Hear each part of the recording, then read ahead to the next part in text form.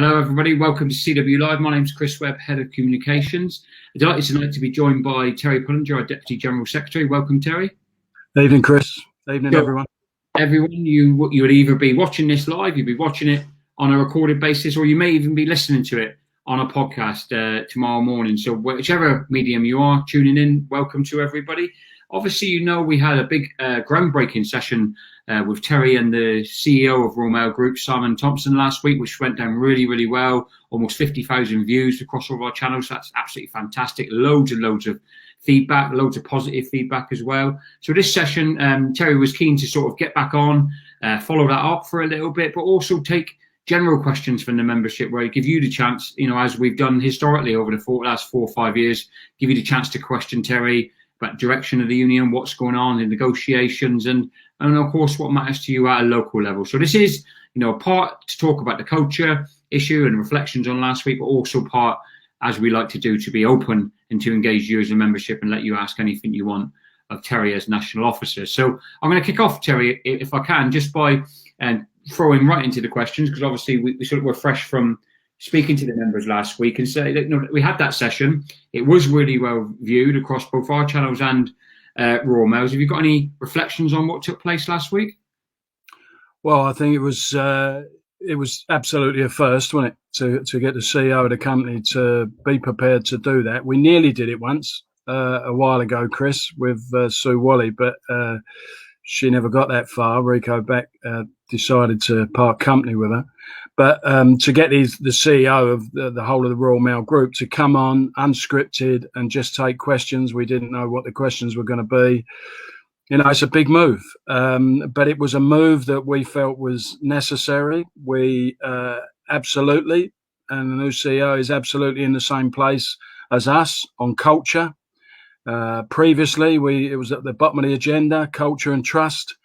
And our opinion is it's got to be top of the agenda. If you can change the culture in Royal Mail from what it is at the moment, or it has been, then it can make a massive difference, not just a small difference, a massive difference. So, it's important that we show leadership on that. And that's what we was trying to do last week. Seeing the comments from people, it was positive. I think that went down well, that the guy was prepared to come on and sit there and take questions and answer them in the candid way that he did. So it's another positive. Chris, I understand, of course we understand the cynicism. We've been here so many times before and been let down when we've got agreements.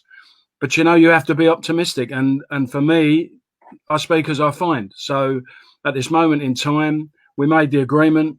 We're totally aligned on that agreement, right at the very top, up to the CEO, as far as I'm concerned. And what we're trying to do is make that happen and make a difference, so that we suck all the energy out of the cynicism, and people actually do say, well, this is different. Because, we've got lots of work to do. There's revisions and everything else that's going on. We are talking about change for the future. It's positive change. We're talking about growth. We're talking about recruitment, not the loss of jobs. There's not many companies or industries that are in that position at the moment. So we're in that position. It's an opportunity that's before us, and we're determined to grasp it. So no, I thought it was just a first, but a very important first initial step, I think.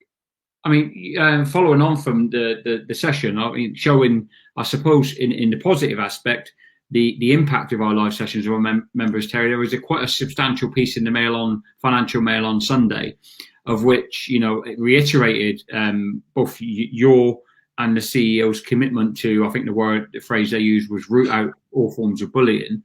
Obviously, as we would, that was shared around the unions, but also the members' social media channels. And there was, and you touched on this, there was a high degree of cynicism in that, and almost like, to paraphrase, I'll believe it when I see it. And I suppose, like you've just said, that lots of that is just natural, and it's based on history, and it's based on a cycle of CEOs who have maybe said some similar things. I suppose one of the questions I think lots of members are interested in is, you yourself have dealt with multiple CEOs, multiple company leaders as your time in the union. Do you feel that this leader is different? Do you feel this situation is different yourself? Yeah, absolutely. And as I say, I'll speak as I find. If you get let down on that, I'll soon tell everybody. And people have seen that side of us as well. We're not in here. We haven't fought for 4 years to then suddenly just, hand over everything over because we've run out of steam. Well, we haven't. In fact, we're re-energizing ourselves on the future now, that's arguably, there's more work going on for national officers and PE members, and there certainly will be in the field with all the revision activity, more work that was going on, more positive work than was ever going on during the dispute. That was sort of campaigning and things like that. So no, I absolutely believe, and I speak as I find, and I'm straight with people. And I'll tell you, this feels different. The conversations are different. So many things, a bit disconcerting at first because there's so many things that you do agree on. And I think what's happening is people have seen how the CEO's going out into the workplace, and I've been with him on one of those visits, and he's not walking around with managers. He's going off and talking to the people. He really wants to find out what the issues are. And when we then discuss them, when he discovers certain things, there's so many of them. I have to say, yeah, I know. That's what's been going on, or that's what hasn't happened. I know there's not enough vans. I know some of the places are not fit for purpose. I don't think people understand what our members have coped with and still delivered a fantastic service. So, the agenda for the things we want to put right grows. There's only so much you can do at any one time. There's only so much you can invest in at any one time. But the agenda constantly grows. There is so much to be done. This industry was starved of investment. And to try and get more and more out of it, I believe an adversarial, which, can be perceived as bullying culture, however you want to put it, but certainly an adversarial manager versus union versus worker attitude was encouraged. That's not to say every manager's bad. I know there's good managers out there, but every bad manager gives every good manager a bad name, and it's whether it's down to managerial training, whatever it is. But the real powerhouse of this business is to have positive relationships, respect and dignity for people, empathy for people, sympathy when they make a mistake. Everyone makes mistakes. We're all humans. Or when people are in a bit of bother. Let's stick with our people because they've proven this year, whatever individuals may think of them, our people, as we've always said, are the best. And it shouldn't be that they are loved and appreciated and thanked on the doorstep, but then when they walk into their place of work, they feel as though there's something underneath somebody else's shoe. That's outrageous. They should have that same feeling, which would be a powerful motivator as well. I think they should have that same feeling when they walk into work. They should be genuinely appreciated and applauded for what they do. And we all work together to get the job done. That's what we want. That's what we've strove for. But we've not just fought for that. That should be there in any event, Chris. I think we've always argued that should be there. There's there's nothing more, pathetic than someone who's been given a managerial title and suddenly thinks they're all powerful and they don't have to respect, they don't have to say please and thank you, they don't have to talk to people in the right way. I think it's pathetic. That's not a strong manager. A strong leader concentrates on how to motivate his people and how to look after them and make sure they're inspired every day to do what we do. That's a good strong manager, not the other side. And if they're out there, and we know there is, we know. Listen, Simon Thompson said he's not seen one as yet. But obviously, wherever he goes, everyone's on their best behaviour. You don't need the brains of Lloyd George to work that out, and I'm sure he works that out and all. And it's the same when we turn up. But we know it's out there, and those people, really and truthfully, that article in the Mail, then that should force some of these managers to have a look in the mirror. And is that you? Is it you we're talking about? Is it just a small minority? But even if it is, you look in the mirror and sort yourself out, because it ain't going to be tolerated. And that's all the initiatives we're doing now, Chris, is to really give us the proper, truthful insight as to what's going on in all of our workplaces, which is why this trust survey, get involved in it. I want to encourage people. I think we've got another 2 weeks for that to run, but do it now. Do it tonight. If you're genuine about some of the horrific stories we hear and how you want it to change and everything else, then get involved with that initiative, because that is going to give us, a view into every single unit in the country if people participate. And from there, we will build action plans. where we will come in, especially where it's ultra negative. And we will continue to do that in the future. So try and, park your cynicism, because I do believe we will prove you wrong. Absolutely. Things will change. But you've got to help us with that by telling us what you think of where you work, etc. You won't be identified as an individual. It's by unit, but it gives us the platform then for us, divisional reps, regional organisers in Parcel Force. This isn't just Royal Mail letters. We know that's a massive part of our organisation, but all the other business units in fleet and engineering and etc., MDEX, etc. It's everybody, but it gives our representatives in the field and the managers in the field at all levels an opportunity to sit down and say, well, why has this come back from that unit? We want to know why, and we want, what is the plan to change it? So if you really want change and you want it to be different, participate, fill in the survey, bring it to our attention, and there'll be action plans put in place everywhere. Thanks, Terry. On that survey, we spoke to Royal Mail just before we come on. As you said, obviously, lots of people take their time and they're busy and they're going to get around to it. About the minute, it's at around 17% of people have filled it in, which is obviously, is too low. You've presented this, obviously yourself and Simon have been through why this survey is different. We know members have multiple ways they can do it. They can log in via the My Royal Mail website. They can do it on the Royal Mail People app, and they've got a postcard that's come to their house. They can use the QR code. So very easy to fill in, much shorter than it's been previously. Just for the members who are cynics, or it's under the coffee cup, or whatever the reason is, how important is it to support the work that the union is doing as well in terms of coming to the company and raising these issues? How important is it that the members watching tonight or listening tomorrow fill in that form and get that opinion survey back? Yeah, I suppose it depends how lively you are around the technology. If a lot of people would do it on their phone, I would imagine, and I reckon it takes about 5 minutes. Probably take me about a quarter of an hour. I don't know. But what I'd say to people is, listen, we absolutely appreciate that people are so busy, Chris. They're under the cosh. We've still got COVID problems out there. We've still got restrictions. We've still got people who may be off sick. We've got people who may be isolating. We've still got all them same operational problems. So people are extremely busy and they're putting in a shift every single day. So it's not the only show in town. Appreciate that, and appreciate, like I say, when someone says to you, you might think, yeah, all right, I've got to get on with this first, or I've got to do that.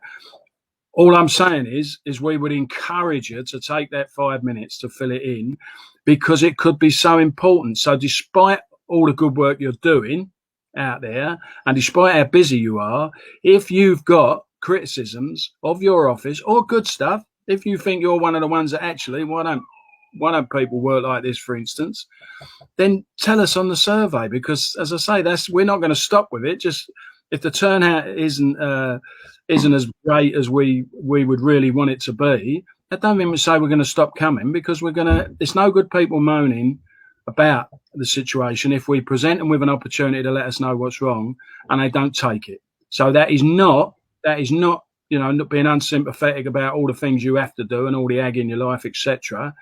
But just try and find the space to do it, because this week, I would say, get it into us so that we can get a view about what's going on in your unit, good or bad. Thanks, Terry. So let's get to some of the members' questions then. We've got loads of them coming in, which is fantastic. There's a little bit of a back and forth going through, I can see, which is great, because we always like to see you debating with each other.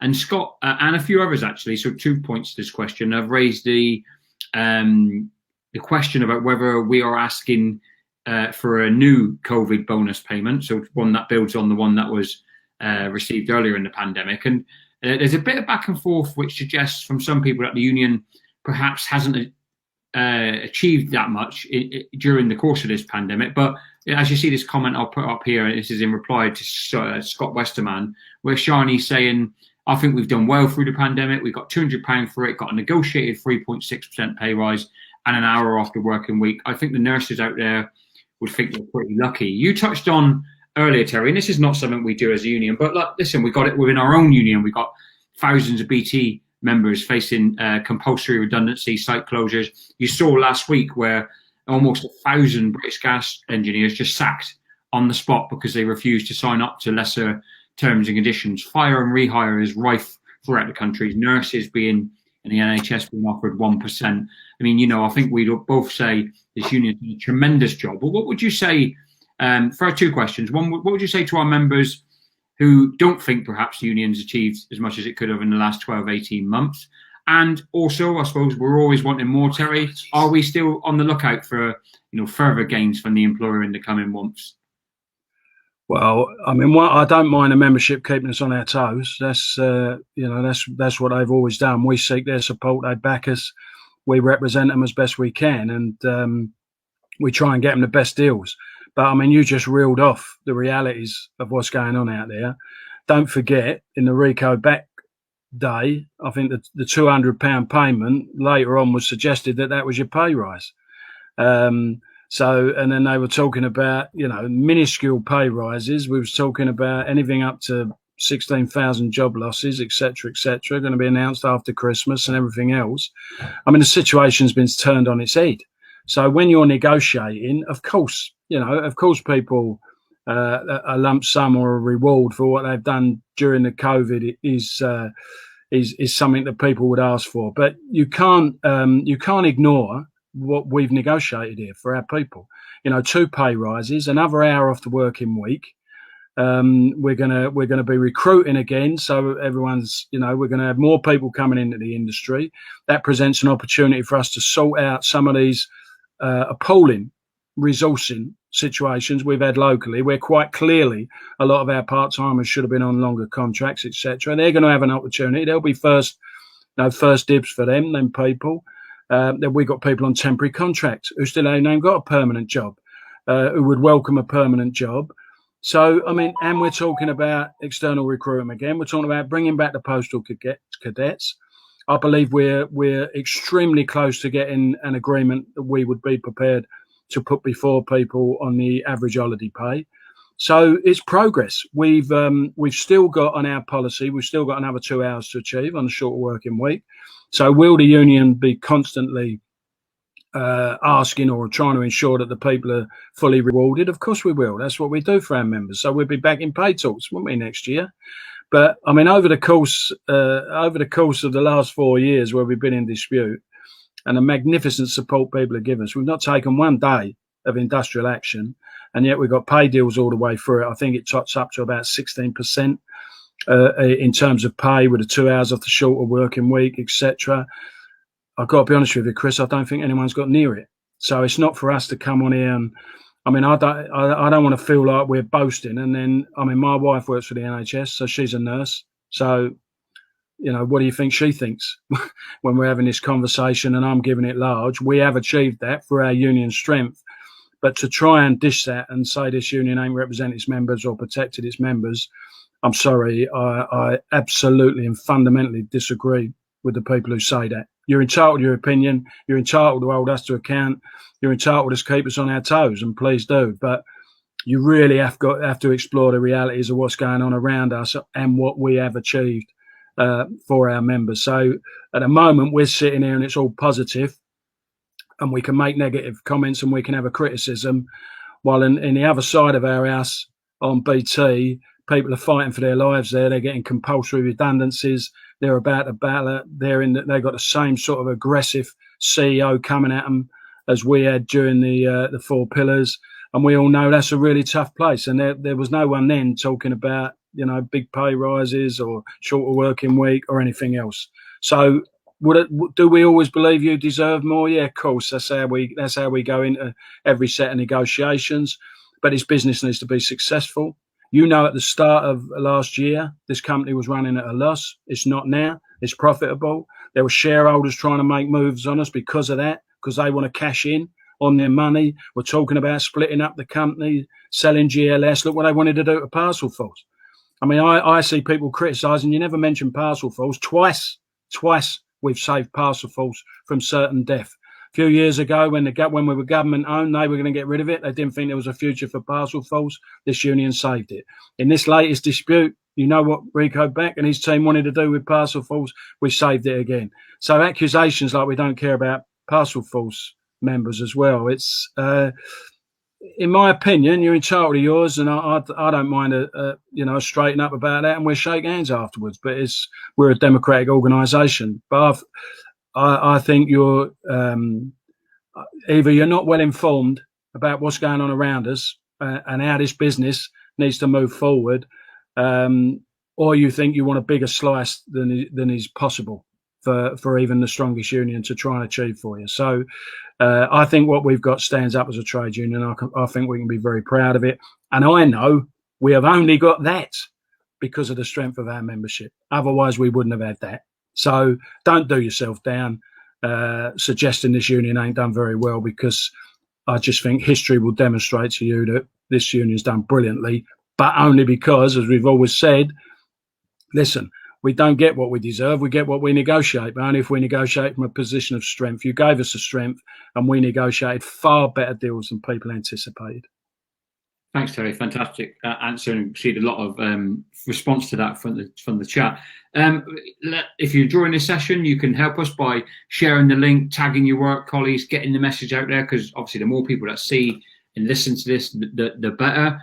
Also, quite a few delivery questions that I can see that I know were answered by Mark Boach in a podcast we put out last week. So if you get a chance, just when Terry's finished the session here today, have a look back, have a listen to that podcast, and I'll make sure that the team put it in the comments so you can have easy possible access to that. Because Mark and I talked for over an hour through loads and loads of delivery related content. Terry, we said we'd take a range of questions. There's a guy called Darren who, funnily enough, the reason I'm asking this question is I've seen him ask it here, but he also emailed it in advance, and it sounds as if he's pretty desperate, and I know you'd want to help him. He was a shielding employee throughout the pandemic, and obviously there was an announcement from Royal Mail that people would lose their leave entitlement who were shielding, but he's saying that he's also lost the leave that he paid for. So he paid like £700 for additional leave, and Royal Mail have taken it off and said he can't have his £700 back. I just wondered, I mean, obviously maybe that's one we have to pass, get back to him on or whatever, but if you had an initial view, and I wanted to ask because he's really tried to get through to us today. Yeah, well, what I would say is that the sort of detail on that stuff, obviously Cole Maiden deals with that in his department, and has been bashing away at those issues, trying to get the best deals for our members all the way through the pandemic. So I don't know the details about that, but it doesn't seem right to me that if you buy a week's leave, I would have thought that is yours, and it's for you to determine what you do with it. But I'm presuming what if you didn't take that week's leave, I'm presuming they'd say you'd be on no pay, is what I'm presuming they would say to you. But you certainly should have a say in that. I don't think that should just be dictated to you. But to be fair, there's no point waffling it, Chris. That sort of would be better directed at Cole. Really, would probably answer it far better than I can. Yeah, no worries. Just to let you know, Darren, once we close the session, I'll forward your email, which you sent in to Carl, as Terry said there for you, mate. So loads more. Another question, Terry, which I think you can answer straight away, is some people are asking about the pay rise. I understand that's in wage packets this Friday, backdated to the beginning of the month. Is that right? Yep, backdated. That's in the original statement, backdated to the 1st of April. Yeah. Yeah, the easy one. And lots of our part-time members as well. Mark talked quite a bit about this, and so did yourself and Simon last week. But lots of part-time members as well who are saying, they've given really, positive service throughout the pandemic and prior to that, and they want additional hours. They've been working overtime, and they're looking, just do the revisions, give them the opportunity to perhaps progress, which Mark Boach last week gave an emphatic yes to. But I suppose the question to you, as a leader of the organisation, on behalf of the union, is that something you're encouraging as well, is to get out there and increase the amount of full-timers within our industry, give part-timers more sort of certainty? Is that an ambition of yours? Well, we've been encouraging that all the time, Chris, for years now. I mean, the company previously went out unagreed and was offering people redundancy, full-timers. They let them go and they just replaced it with part-timers. And that's bedeviled us ever since in terms of resourcing. And they were wrong to do that. And it's just another signpost of the very poor management of this organisation going back over the last few years. We get the blame for everything, don't we, from shareholders or opinion formers everywhere. But actually, it's been incredibly badly managed. And on resourcing, absolutely. So in 2018, we tried to address that. And some of this is in our gift, Chris, I have to say to everyone here, because I'll only be honest here. If a part-time member is regularly doing extra hours or is doing it all the time, for instance, it's meant to be reviewed every 6 months. But in between that, you can argue for a variation of contract.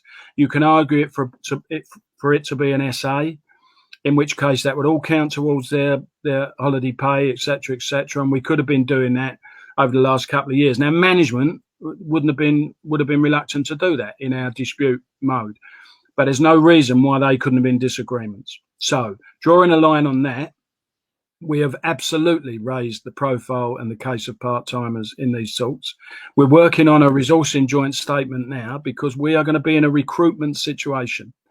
And I'll tell you now, in that joint statement, what we'll be looking for there is when there's a revision locally or there's recruitment before that, because there's so bad in the number of people working there, there's no freeze on recruitment now. But the first people, if there's hours to be, if we're recruiting against hours, the first port of call should be our part-timers if they want to increase their hours to full-time or whatever hours are available, if they want an increase in their contract. So we're saying they should be first in the pecking order. Then it should be people on a temporary contract. And then we would look to go external if we still need to recruit people in. So, and we're also, I said to you about the talks we're having on the average holiday pay. We're also talking about specific arrangements in there for part-timers where we will once again promote the issue of people having a variation of contracts, even if it's temporary, but to ensure you get the proper money you should be getting, and especially when you go on annual leave. Thanks, Terry. I've got one of our Angard members has said that they are still being denied access to fill out the trust survey. I understood that Royal Mail would, trying to see if you understand the same. We're looking at this and we're trying to resolve it before the close of the survey to make sure that agency people and members were able to fill that survey. Is that true?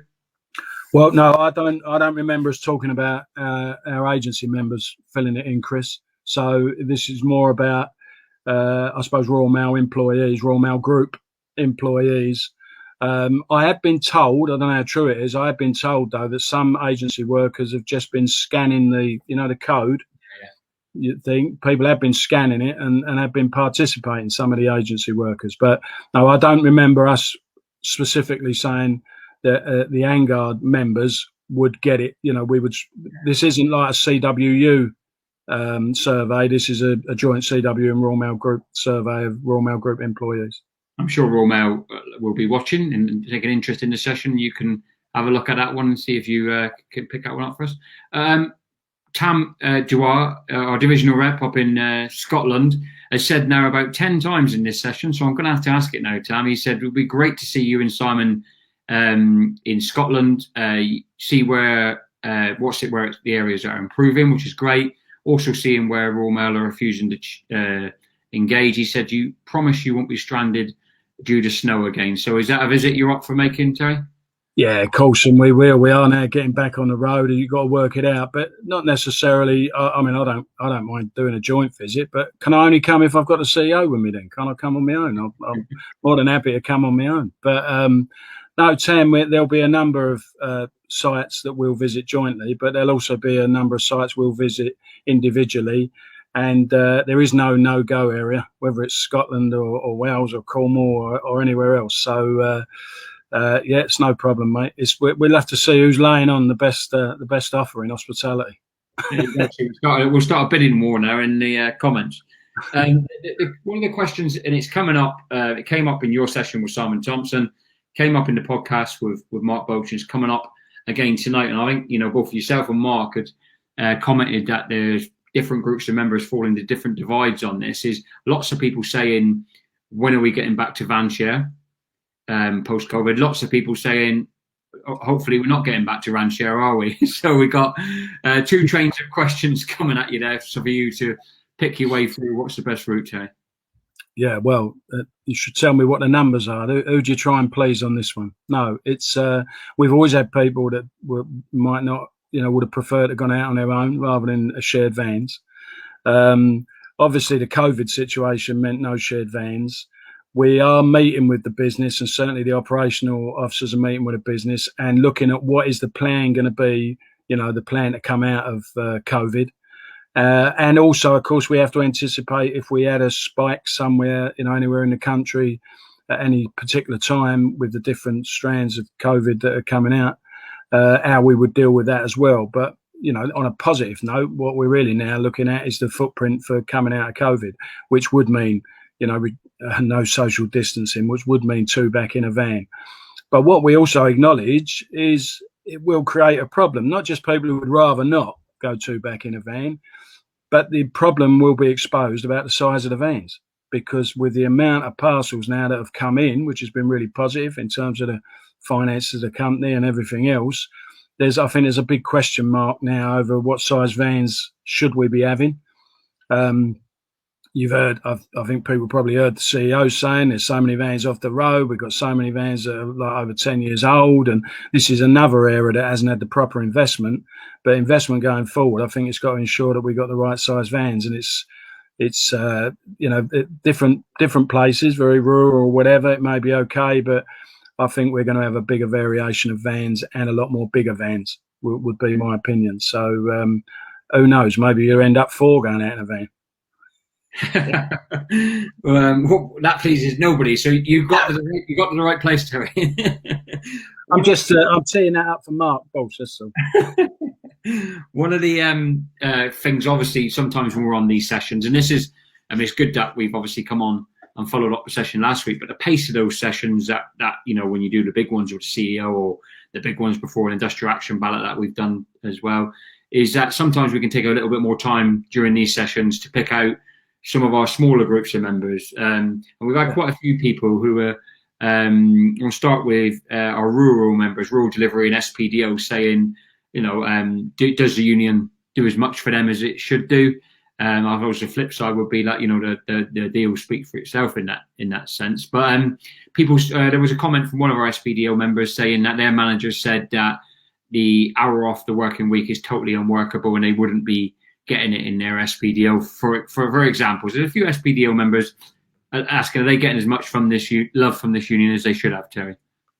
Yep, that individual's quite frankly talking crap. It's for everybody, and there's no excuse for saying that we can't find a solution for the shorter working week. And in fact, whoever that person is, they're going to have big trouble because we've got another 2 hours to come at some point. So, and we're determined to have that, the 35-hour week. And I think we said before that enables all sorts of duty patterns, inventive duty patterns. It may be that we have people on 3 or 4 day weeks, that sort of stuff. It doesn't change the workload. You just need the right resource to cover the workload, don't you? So, as for rurals, I was a rural postman myself. I loved it being a rural postman. Other people were in my office used to want the town. I always liked it personally, but so it's not as if we don't care about rurals. That's absolutely not true. I keep repeating to people, there is absolutely nowhere we're not going to go. So everything about this business needs to be uplifted and needs to be promoted. All the good that it does. And a lot of that good will come from people in rural areas, customers in rural areas. They're the ones who, this is where this business goes the extra mile compared to some of our competitors. We go everywhere, don't we? Every single address in the country. No one else does that. So, and many of them, the other companies don't want to go to is because it wouldn't cost in for them. It's not profitable enough for them. And that's why the universal service and what we do is so unique, still special, and has got to be re-energized, as is already said, so that we still got a postal service that I believe is the envy of the world. And all we're doing now is shaping it for a next generation. The intention is it absolutely remains as it is, but we're certainly not leaving any of our rural members or any other member out of the benefits that we achieve. So some of the big conversations you have in negotiations is, the vast majority of our members work in Royal Mail letters. That's always been the case. And of course, if Royal Mail letters collapse, then other businesses would collapse if they were spun off. So there has to be a reality to the fact. But in them negotiations, what we never do is leave anyone else behind. So as well as concentrating on the mass of our members in Royal Mail letters, we always, and look at our agreements, we always deal with all our other members as well at the same time. So, you know, there's never, as far as I'm concerned, I never see that where we've forgotten someone or left them behind. That's not what we do, and we won't be doing it in the future. You're on mute, Chris. I was muted because we'd lost connection on one of the pages, so I was reinstalling it. So we're all good, we're all back. So yeah, if you lost us for a second there, then obviously the recording will flow through afterwards. Please keep sharing, keep liking, etc. Another minority, smaller group of our members, Terry, is our cleaners. Quite a few cleaners, lots of love for them in the comments, which is fantastic, and I know what you'd want to see. They've done a tremendous job. You know, often, you know, where our members have had to, postal members have had to leave the office for deep cleans and stuff like that. It's been our cleaning members that have gone in and put themselves on the front line. And our cleaning members are saying that, you know, they want more information. They would like, you know, more communication with the union, lots of support for the union amongst their comments. But they're saying, would you have a word or two to our cleaning membership about their sort of efforts over the pandemic? Well, they've been fantastic. They always are. I think what they've been the victims of is people constantly cutting back on cost. And I often tell the story. I can remember when I first come into Royal Mail, you know, you'd walk into our offices and the floor was always gleaming. It always had that sort of smell about it, a bit like school, you know, the polish everywhere. And it was like that every day. And I think it's a lot to do with culture and morale as well. I've had this conversation with the CEO. I think we need to up our cleaning schedules. I think we need more cleaners. And we absolutely need to recognise the cleaners that we've got there, because I do feel over the years they've probably been pushed further and further back. More and more cleaners have gone. Their schedules of cleaning have fallen back, which, you know, can have an impact on them, take away some of the pride that they had in the job. And once again, they've stepped up during this COVID, and everyone appreciates what they've done. But it's about time we started seriously showing that to them. Rewarding them, of course, but also I think looking at cleaning schedules, because I think we should go back to, you know, when you walk in your place of work, it is spotless, and it's not, you know, these are professional places. We're using the latest technology when we've got handheld technology coming in. You keep renewing all that stuff, keep renewing your vans. There's some basic stuff, to be honest with you, it has to be invested in, but can make a major difference, and that's walking into a place and it is spotless. So I remember on the culture visits, just after the 4 Pillars Agreement, a couple of places that I went to, I did about 6 visits, and we had divisional reps and managers doing joint visits all out, you know, in about 50 or 60 offices. But one of the things that stood out to me was, quite frankly, things like the toilets and the stuff that our members are having to use. It was unacceptable. You know, you wouldn't put up with it at home, and they shouldn't put up with it at work. There was not enough emphasis put into the cleanliness and the decor of a lot of our places. Now, we may not be able to, lots of our offices are not fit for purpose. We're not going to be able to change them overnight. You have to have a plan for that. You know, it could cost billions of pounds, but there's things that we can do.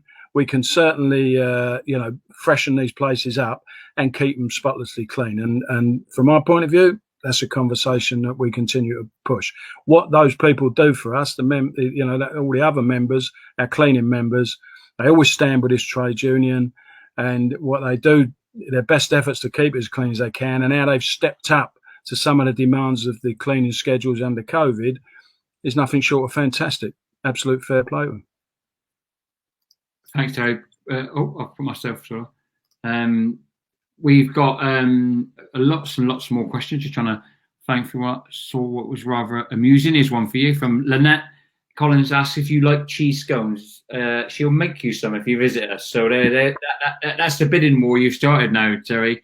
We're going to have pasties, and we're going to have haggis, and we're going to have scouse. We're going to have all sorts of stuff going on here, aren't we? You know, some of them, Lynette, my body's a temple, mate. I've just started a diet, so you've just got in at the wrong time there. But maybe.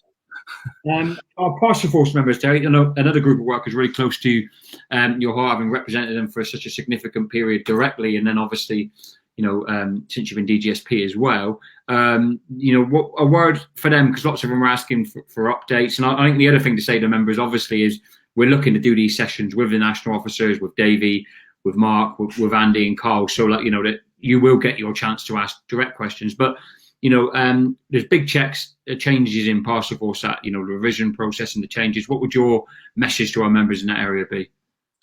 Well, we've been there before, haven't we? The reality was Parcelforce was once again getting itself into difficulty after many years of when we did Apollo. For those that worked in Parcelforce then, it was losing £200 million a year, and that's why the government was going to get shot of it.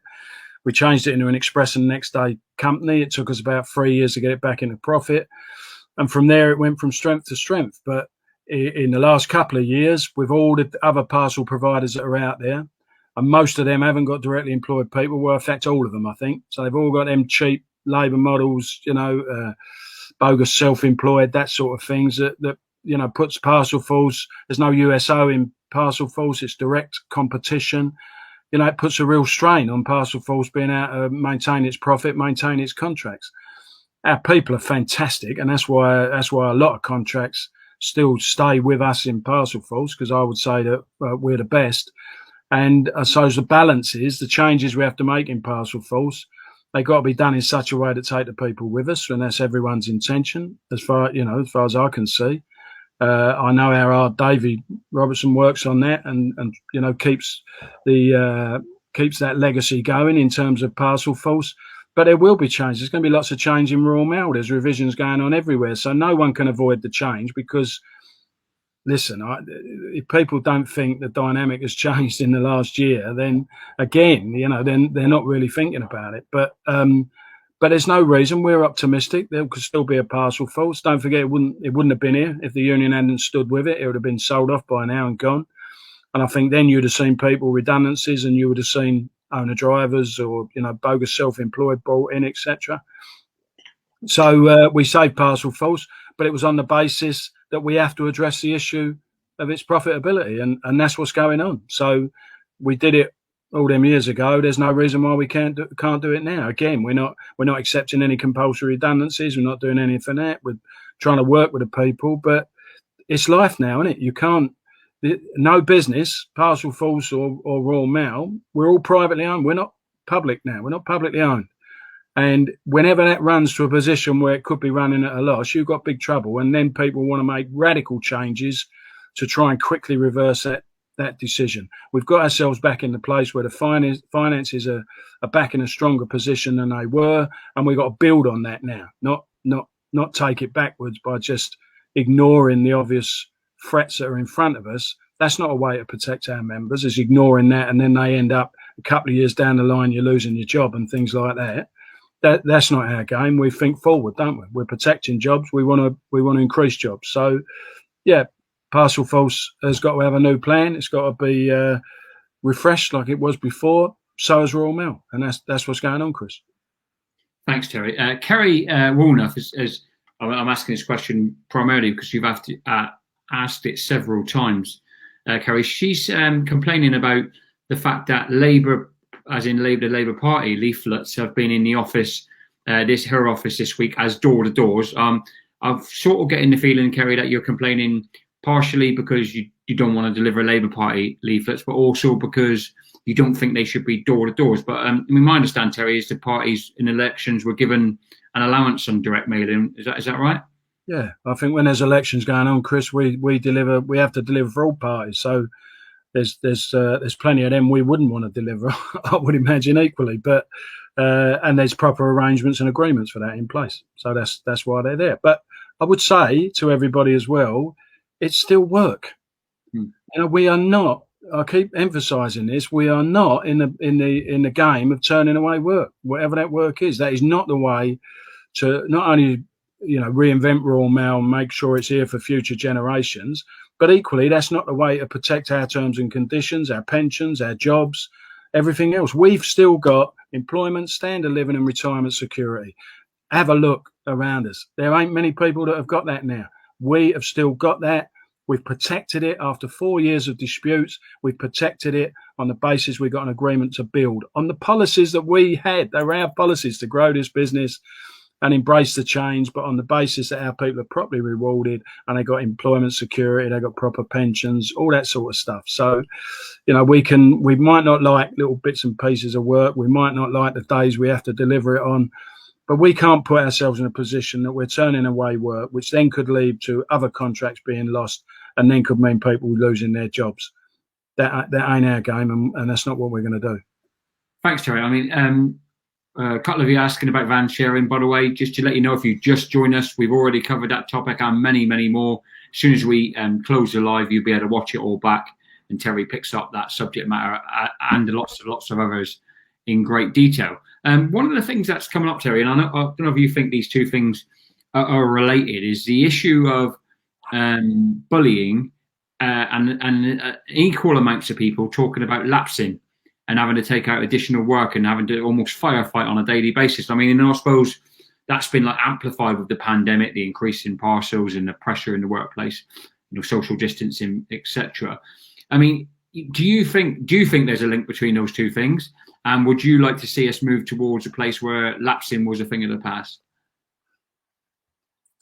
Yeah, on both, really. In terms of bullying, I suppose it's whatever someone's perception is of being bullied. But on the issue of lapsing and absorption, don't forget that came about as a product of, huge dips in traffic, and, people might have only had, a couple of hours work or et cetera. I mean, you've got to be gainfully employed, isn't it? It's a fair day's work with a fair day's pay. So our traffic was fluctuating too much. Bit different now because we've got all the parcels and stuff coming in. I think more latterly, over the last few years, it's been more a product, as I've already said, to Bob resourcing. You know what I mean? Where the resource in the office isn't right. The amount of full-timers and part-timers you need isn't right. You're operating with no reserves and things like that. So as soon as you get some people off sick or someone takes leave, there's this big call for lapsing and absorption.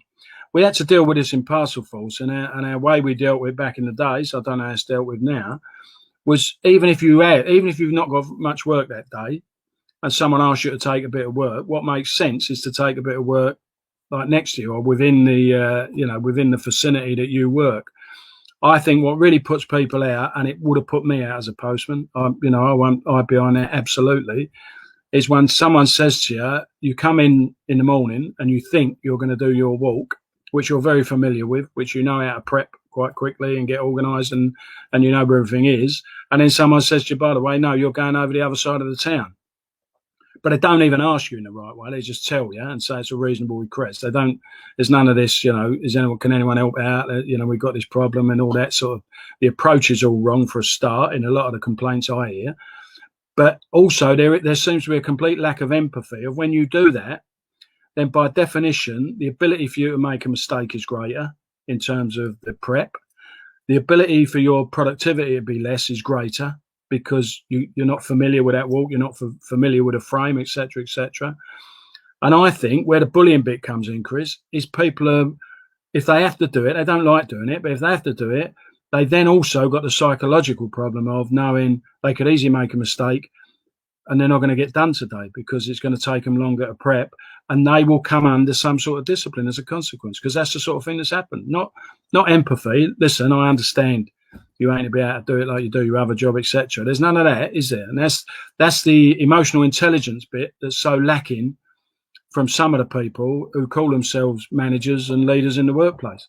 Because to me, having been a postman, I absolutely, all them years ago, but I can still remember if I was asked to do a different walk when I first come in and I didn't know the frame, it is a form of stress, isn't it? Because everyone else is going out the door and you're still stood there trying to work it out and things like that. So it's about training, it's about familiarisation. We don't have rotates no more, so people are by and large on their own job. We're told that you should create this great bond with the public and the trust on the doorstep and everything else. But all of that is at risk if we're moving people uneconomically and unnecessarily just because we haven't got the resourcing right. If these revisions get the resourcing right, then there's no reason why that shouldn't drop. In my opinion, the resourcing should ensure that you're not forever moving people every other day. And I don't know if it is every other day, but where I've been and spoke to people, that has been their biggest complaint. In fact, when we were doing the 2018 agreement and we was in that dispute, we had management were telling us that was the main reason that people were back in the union because they didn't like lapsing and absorption, and they were promising to get rid of it. So it needs a real lot of thought to it, because it definitely throws people out. It's definitely something people don't like. I think if you have to do it, it's got to be done in a way that you don't massively affect productivity, or you can't expect people to do the same as they would have done on their other job. There's got to be more understanding. But the real answer to it, if you want the best productivity, the best relationships on the doorstep, then you've got to try and let people sort of own their walk in that sense. You know what I mean? Because the night, I know what it's like. The night before, you're thinking about going into work the next day, etc. What you're going to do, what you ain't going to do. And then suddenly it's turned on its head, because you're not just asked to take a bit of the walk next to you. You're asked to go right over the other side of the office, which, geographically could be an area that you're totally unfamiliar with. So, because let's be honest, when people come into Royal Mail these days, the training ain't been fantastic. It's gone more and more back to if you can steam up the mirror, and it ain't good enough. The training ain't better. We used to have like 2 weeks of training. We are professionals, postal workers. I will always argue that. We are professionals, and we should be able to conduct ourselves with pride. And there hasn't been enough pride in the job, and that's because of the way things have been done in the workplace. Whether it's resourcing, whether it's moving people around, it's a nothing job. No disrespect to a labourer, but you don't need a skill set. Well, of course you do, and we should play that up. We should have proper training. We should be proud to be postal workers. My opinion, I say this to people all the time, Chris, and I mean it. I really mean it. As far as I'm concerned, our people are warriors, mate. All weather, COVID, everything. They proved it year on year on year. They still deliver. And it's disrespectful treating people like that in the workplace. It's uneconomic, it's unproductive, and there needs to be a different answer to it. I know you can't get paid for 7 hours work and only do 2 hours. I think we're big believers, fair day's work with fair day's pay. But some of this stuff that's gone on is a result of inadequate resourcing and all the other things that have not been done right. It's not just about the issue itself. In my opinion, you treat people right, they will always help you out. If you treat people right, you're the manager and you treat people right and you say, listen, you couldn't do me a favour today. I understand you ain't to like it, and I understand it might take you longer, but can you help us? We're proper in lumber. If you're treating people right, you will get people that'll help you out. Spot on. Thank you, Terry. So there's a few more questions coming in. Obviously, I said it earlier on that some of you must have missed Terry's answers earlier on. I've also just put the link to the delivery podcast. Once we finish this session, I really would recommend this. Mark, Boach and I talk about revision processes, part-time to full-time, the culture and delivery offices, new equipment, and a really wide range of subjects, everything delivery. So please, check that one out, delivery members. So last couple of questions for you, Terry, before I ask you to sum up. One I know you picked up last week, but it's been asked several times tonight, and that is the issue of holiday pay, and people asking for a quick update on that from you. Yeah, well, I've said we're very close, I think, to an agreement, Chris, or an agreement that a negotiators' agreement we're prepared to put to the executive and put to the members. It's been we've been trying since 2015 for this agreement, and we got one that I think is fair and will certainly be worth recommending and testing there. The biggest argument's always been about regular, whether you're doing regular overtime. And in all the cases that have been settled, that has to be based over some sort of reference period to demonstrate, suitable to that particular industry, to demonstrate that you're doing regular overtime. So as you would imagine, we've tried to make it as fair as possible and as realistic as possible, given the amount of overtime we tend to do in Royal Mail. Trying to avoid the sun there. That we do in Royal Mail. And also the fact if we get resourcing right and everything else, might not be the same degrees of overtime, but I think that, pretty much it's always sort of sustained itself in Royal Mail. So I can't really give the detail yet because that wouldn't be right. We're hoping, if not this week, then the week after, we're hoping to have something that we can put to the executive on the principles of this agreement. And if that's acceptable, it'd be a case of working out and agreeing what the back pay would be, because we certainly won't do an agreement unless there's an element of back pay to it. And then, hopefully we'll move forward. It'll be another big issue that we've moved forward. Thanks, Taylor. I'm going to slip it two more questions. I'm going to slip an additional one. So I told you a mistruth when I said there was two more. One more before we go on to the final one then, because it's a really good point actually raised by one of our members, Tony Brown, who says there's like so many questions, obviously from so many different members, that you can only take so many, which is true. We're only here for an hour, and he's saying, how about we do more of these on a regional and branch basis? And you and I know we were talking about this before we went live. Would you be encouraging our branches, our area reps, our divisions and regions to be doing this type of forum and taking questions live or on a recorded basis? Yeah, sorry about it. It's okay.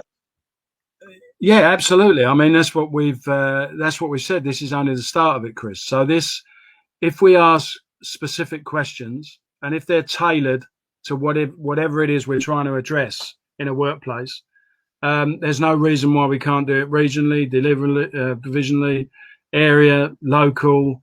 We can use it for all sorts of things. So that's what we're looking to do. If we're confident that it is authentic and it does give you genuine answers, if our confidence grows on that, then we're seeing this is a tool we can use. We can either do it quarterly within Royal Mail with even less questions. This one is this one's got slightly more questions because it's replacing the employee opinion survey, which I don't think anyone had any particular confidence in that would make a difference. So this one's replacing that. We've got it down to I think about 21 questions. But I think next time we do it, and if we do it quarterly, it could have even less questions. So we can continually drill down. We've got to have some sort of mechanism. We can't visit every single office in this country every week or every month. I mean, you'd probably be traveling for the next year. We've got so many workplaces and everything else. But what we can do, we can get into workplaces by this sort of thing, videos, and get information down to people if they care to watch. But these surveys is also another way of us saying, we truly want to understand every workplace. So even if it's at rural, SPDO, whatever, they will be participating in it, and it will identify your small rural office. So let us know, fill it in, and tell us what your problems are, and that's how we can address the problems everywhere. So yes, if it's successful, all the time we believe it's authentic and it is giving genuine answers to the problems or the good things that we're trying to understand in the workplace, then there's no reason why we can't use it for many variations of the theme, Chris. Absolutely. Thank you, Terry. So I'm delighted that over 9,500 of you have joined us at 5 o'clock on a Monday afternoon. So that's fantastic. I'm sure Terry will be pleased with that, as I am. At this time of the session, one of the things we always try and do is, get a reaction from you in the comments. If we're balloting for industrial action, we ask you if you're voting yes. If you're fighting, if you're with your union, we ask you to put CW and Proud in the comments. That's what I'm going to ask you today. And I always try and, when I put the sort of last question to Terry and the other officers, to make it one that relates to that comment. So if you're proud to be a union member, then please put CW and Proud in the comments now, and we'll share the best of those on screen. And I think that links very nicely to something we can all be extremely proud of, which is the CDC pension scheme. And we've had quite a lot of people, Terry, asking if you can give an update on that to members as your final question. Yeah, it's not dissimilar like I give last time. The timescales, Chris, are frustrating because we're still in the process of things that have to go through government and the pensions regulator. So, and one of the things that's different with our scheme, when the DC scheme was originally set up, it had no members in it. So, but the difference with our scheme, it's going to have 160,000 people go straight into it. So, there's plenty of things there that we're sort of making history on. As you know, it's gone through the Queen's Speech, so it's happening. There's no question that it's happening. It's going through its secondary sort of legislation now. We then have to get authority from the regulator. So the regulator now is also working with the Department of Work and Pensions to put their 2 pence in. And obviously at some point we have to go to them and with our scheme, and they give authority for it. And we've been working with these people all the way through, so we're not anticipating a major problem with that. But we're told that's either going to be the latter part this year or the first quarter of next year, Chris. So, it seems like a long time, and we had a lot of lost years, didn't we? 2 years of Brexit, no government operating more or less, etc. But it's definitely happening. It's definitely happening. If it isn't the latter part of this year, it'll be the first quarter of next year. And as I say, when it opens, that'll be something absolutely special for all of us in this union, because it's another thing that just wouldn't have happened with all of the magnificent support we get of our members. No way would it have happened. But as it turns out, we're going to make history, and all those, especially as we're in a recruitment situation now, Chris, and we're going to be offering more jobs to people. These will be people that are coming in and going to be going into a pension scheme like no other business is offering. Anywhere you go now, you'd be walking into probably a seriously inadequate DC scheme. Is the only real show in town for any new employment. And we particularly want to focus in on young people now. So in terms of like the apprenticeship, we're in talks about, the CEO said, we've already said we're going to bring back the postal cadet scheme. We have to sit down with the Department of Education for that, or Ofsted, because there has to be, if you leave school between 16 and 18, you have to have still have education attached to it. Another con, in my opinion, is just keeping people off the dole queue. Some people are ready to leave at 16, aren't they? And go and do a job. But we bring that scheme back. We're going to target bringing young people in.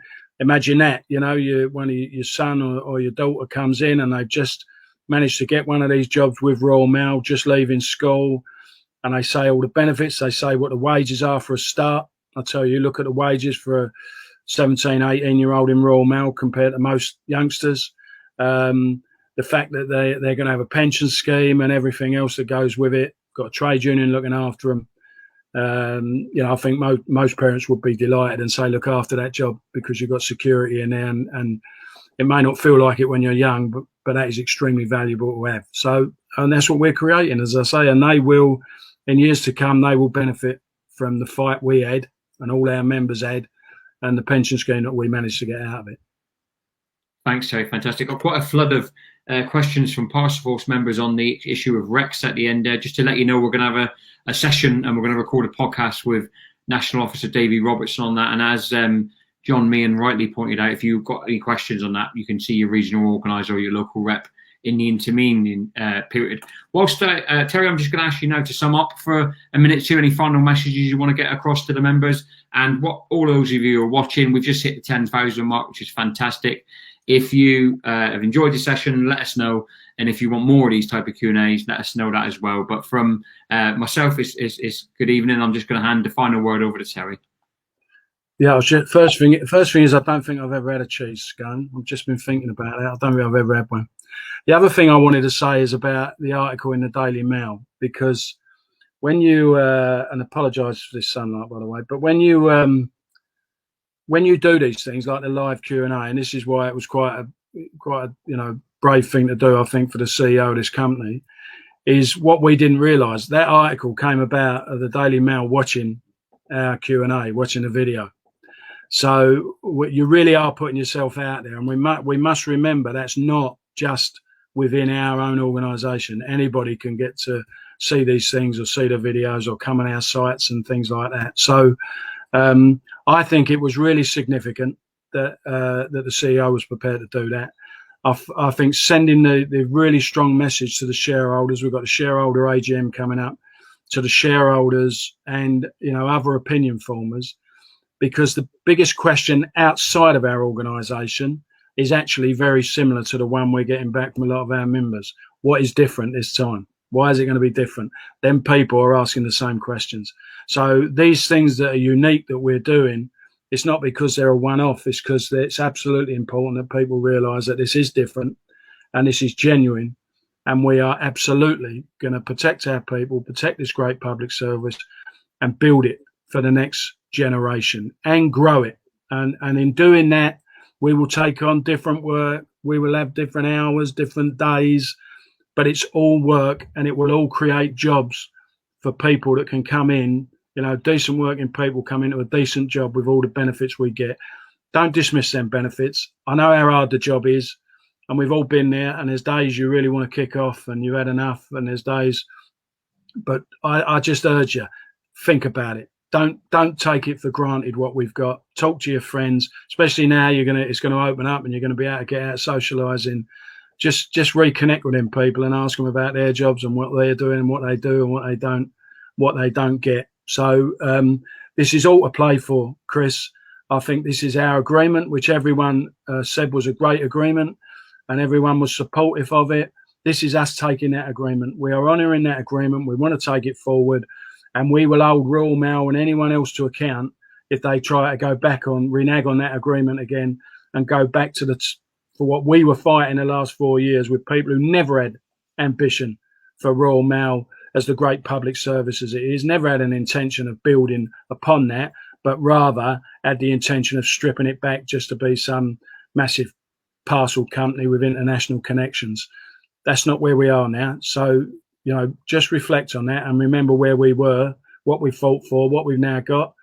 And if people come at us again, we stand again, don't we? But I'm very optimistic. I absolutely believe this is different, but we've got to do our bit as well. All of us, our members and reps, we've got to do our bit. It's a tough world out there. There's people lining up against us in the form of shareholders and investors and everything else. And I think we've got to get them people into a place where they realise, and customers, that if they use our members, if they come with Royal Mail, then actually by being associated with us, it makes them look better. It makes their companies better when they say Royal Mail are delivering our products or Royal Mail are doing this for us, because we're such a special organisation. And if we're special on the doorstep and we're special in the workplace, then I tell you now, the vibe will be tremendous, and those companies will be in that position. And that's what it's all about. Let's get the work in, protect the public service, protect you, the members. Nothing changes. That is always our remit, and we're not going to sell you down a river and never have to. Thanks, Terry. That's fantastic. And so firstly to say thank you for you, Terry, because we ran, I think, 10 minutes over time, and we've gotten as many questions as we possibly could. So really do appreciate you coming on. I want to finish on this note because I think it just sums up the class of this union. And there was a question asked by Darren earlier on, who had paid for his leave and then had been shielded. And we were able to put that question to Terry as DGSP, who gave Gary an answer and also a reassurance that we would seek it out. During that time, whilst Terry was then answered, we also emailed National Officer Carl Maiden, and Carl's, I can put on my screen now, Carl's copied Terry and I in. Carl has emailed you, Darren, and with the offer of assistance and the guarantee that the union will stand with you. So there you go. I don't think you get another union in the country who would have that sort of interaction with his members at that sort of speed. So from Terry and from myself, thanks. It's been a great session. And I'm sure we're going to do more and more of these. There's going to be a podcast tomorrow. So, you know, we'll have that link out. Get your colleagues listen to it at work as well. Really enjoyed it, and we'll catch you all later. Cheers, everyone.